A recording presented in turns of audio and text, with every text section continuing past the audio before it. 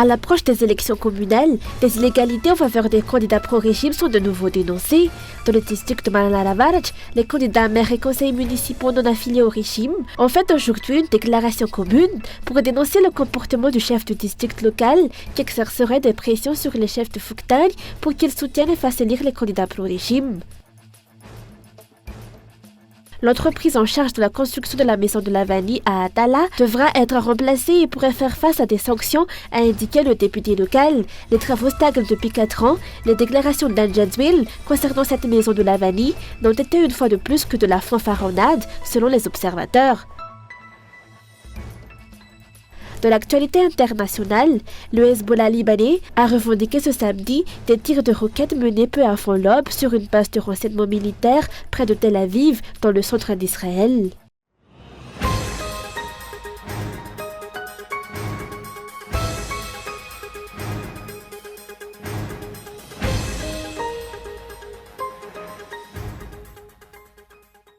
Devant les violations de la loi qui prévalent dans le district de Mananavarach, les candidats maires et conseillers municipaux des partis politiques non affiliés au régime ont fait aujourd'hui une déclaration commune pour dénoncer le comportement du chef de district local. Ce dernier exercerait des pressions sur les chefs Fouktang pour qu'ils soutiennent et fassent élire les candidats pro-régime.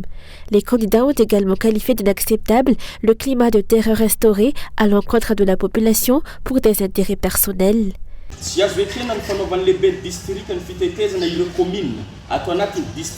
Nous ne pouvons pas accepter la tournée effectuée par le chef du district, qui s'apparente à une campagne en faveur des candidats pro-régime.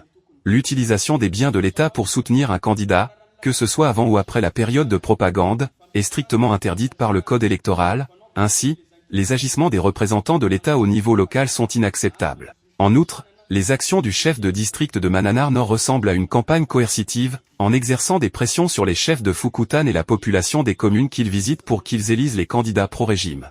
Ce dernier terrorise également la population en insinuant que les communes qui éliront des candidats extérieurs au parti au régime ne bénéficieront pas des subventions de l'État.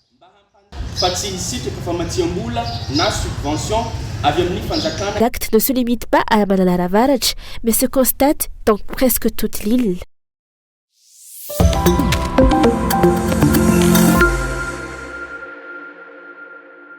Les dirigeants exploitent les difficultés de la population, surtout à l'approche des élections, pour servir leurs propres intérêts, ont déclaré les défenseurs des droits des consommateurs du PMH ou Pazifam Raïl. Peut-on citer une seule vision ou un projet concret du régime actuel qui est abouti et est véritablement stimuler l'économie ou améliorer le bien-être social de Madagascar après tant d'années de pouvoir? Les dirigeants ont-ils réellement gouverné pour le bien du pays ou simplement pour préserver leurs intérêts? Ils se sont habitués à distribuer des aides symboliques en période électorale, mais le bilan de leur régime n'est que destruction. Air Madagascar, CNAPS, Madarel, les principales entreprises d'État sont l'une après l'autre détruites.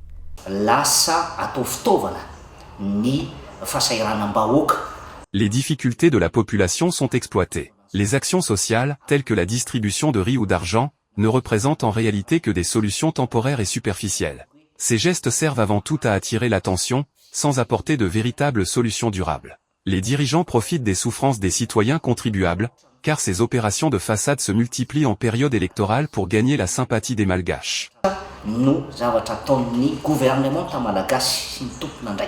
Aujourd'hui, la Tirama est en crise. Malgré les milliards investis pour sa réhabilitation, en marge, les conditions de la vie de la population restent précaires, alors que les dirigeants ont promis la priorisation de la sécurité sociale pour ce mandat. Beaucoup de Malgaches n'y comptent plus. Pour eux, une journée sans travail signifie une journée sans repas.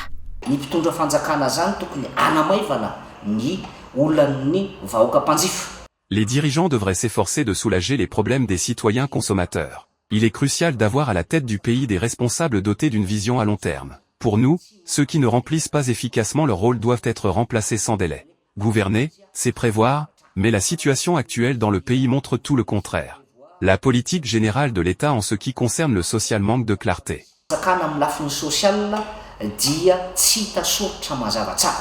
La vie des Malgaches est marquée par une grande misère, que ce soit dans le sud, le nord, l'ouest ou l'est du pays. Et pourtant les dirigeants semblent ignorer délibérément les cris de détresse de la population.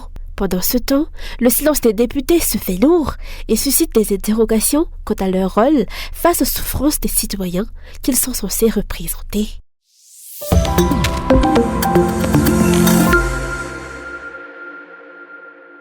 3 jours après les déclarations d'Anne Jadwin, affirmant que les coupures d'électricité seraient interrompues durant les heures de travail, la réalité est bien différente dans de nombreuses zones de la capitale. En effet, que ce soit pendant ou en dehors des heures de travail, les délestages de longue durée continuent de perturber la vie quotidienne. Ces coupures affectent non seulement les activités de plusieurs secteurs économiques, mais elles compromettent également le quotidien des habitants. Face à cette situation, outre le recours aux énergies renouvelables, les maisons écologiques constituent une alternative intéressante pour réduire la dépendance à l'électricité fournie par la Chirama. Avec un climat propice comme celui de Madagascar, de nombreux architectes optent désormais pour ce type de maison autonome qui contribue également à la préservation de l'environnement. La première chose qu'on a fait quand on a regardé le terrain, c'est qu'on a essayé de comprendre quel était le climat qui existait sur ce terrain. Parce qu'on ne peut pas construire des maisons sans se préoccuper du climat. Et le climat ici est très particulier. On est en hauteur, on a des vents dominants, on a l'orientation qui est différente, le soleil, etc. Donc il faut tenir compte de tout ça pour pouvoir faire des maisons autonomes qui n'ont pas besoin de trop d'énergie pour fonctionner et pour être confortables. Et on a aussi beaucoup regardé l'architecture traditionnelle malgache. De plus en plus de personnes optent pour ces maisons autonomes adaptées au changement climatique et écologique.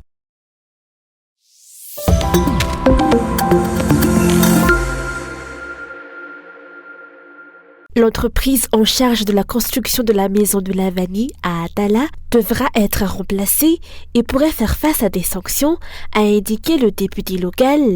Les travaux stagnent depuis 4 ans. Le projet avait débuté en septembre 2020 avec la pose de la première pierre.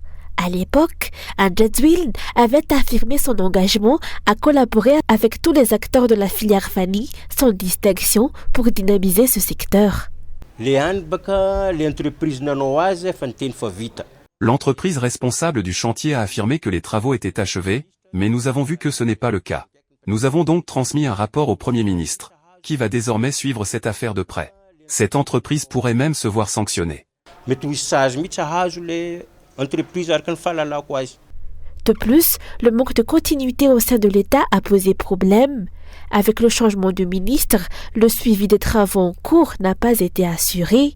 Le Premier ministre devra suivre cette affaire de près, car ce projet était sous la responsabilité de l'ancien ministre. Le nouveau ministre devra collaborer avec le Premier ministre pour permettre l'avancement de la construction de la maison de la vanille à Antala.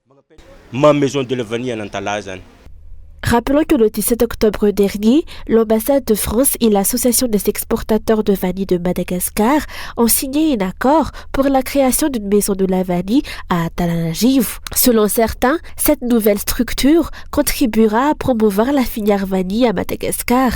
D'autres, en revanche, estiment que les travaux à Atala n'ont plus aucun espoir et ne représentent qu'un gaspillage de temps et d'argent. Certains observateurs ont également souligné que l'ambassade de France va sûrement prendre en charge directement la construction de la maison de la vanille à Atalangiv, car l'initiative lancée par Anne Jadwin à Atala en 2020 n'était que fanfaronnade et promesse creuse sans lendemain.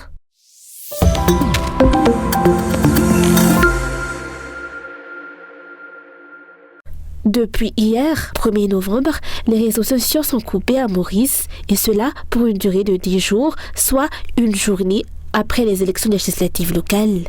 Le gouvernement mauricien a justifié cette suspension par un risque réel pour la sécurité nationale sur fond de l'affaire Missi Moustas, diffusion d'enregistrements compromettants touchant de nombreux décideurs politiques.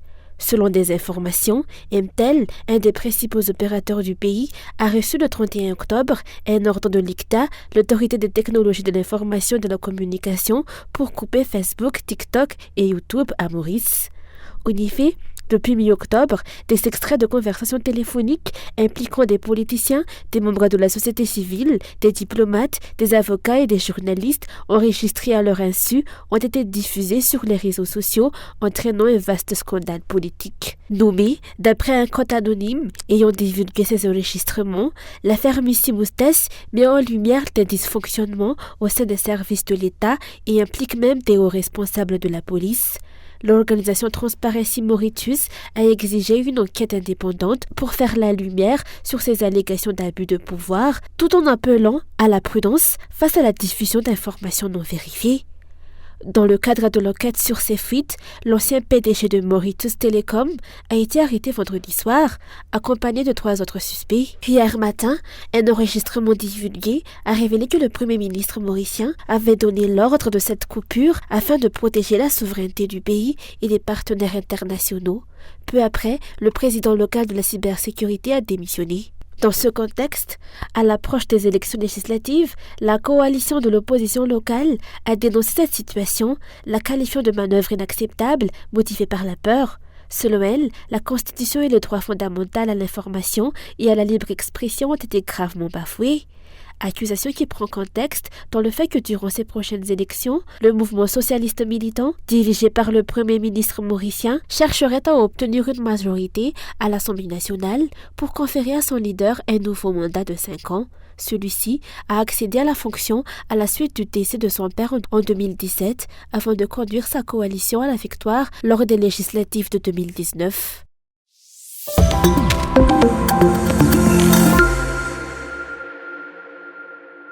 Les revendications des agents de la commune d'Ivad s'intensifient actuellement pour exiger la transparence concernant leurs avantages dont ils n'ont pas bénéficié depuis plusieurs années. Selon leurs déclarations, cela fait de nombreuses années que des sommes sont déduites de leur salaire en guise de cotisation à l'AMIT, l'association médicale interentreprises de Tananarive, afin de leur permettre de bénéficier de soins médicaux.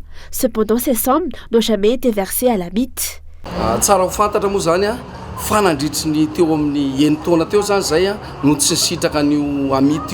Cela fait 6 ans que nous ne bénéficions pas des services de l'AMIT, alors que la cotisation pour ces services est prélevée chaque mois de nos salaires. Lorsqu'un d'entre nous tombe malade, il doit s'autofinancer pour ses soins. Ceux qui n'ont pas les moyens se tournent vers l'automédication ou restent alités sans soins. Certains en meurent, sans qu'il y ait même une compensation.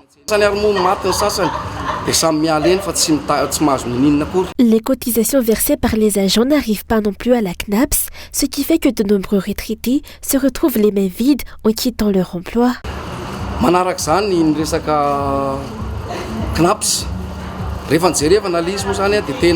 Concernant la CNAPS, cela fait longtemps que nos cotisations ne sont pas versées. Nous ne portons pas d'accusation de vol, mais selon les déclarations de la typique, cet argent est enregistré sans avoir été effectivement versé à la CNAPS. Nous n'attendrons pas la retraite pour agir, car nous avons déjà vu certains de nos collègues partir à la retraite sans rien venant de la CNAPS. Actuellement, on nous menace en nous demandant si nous souhaitons prendre notre retraite, aussi j'estime qu'il appartient aux autorités d'y répondre.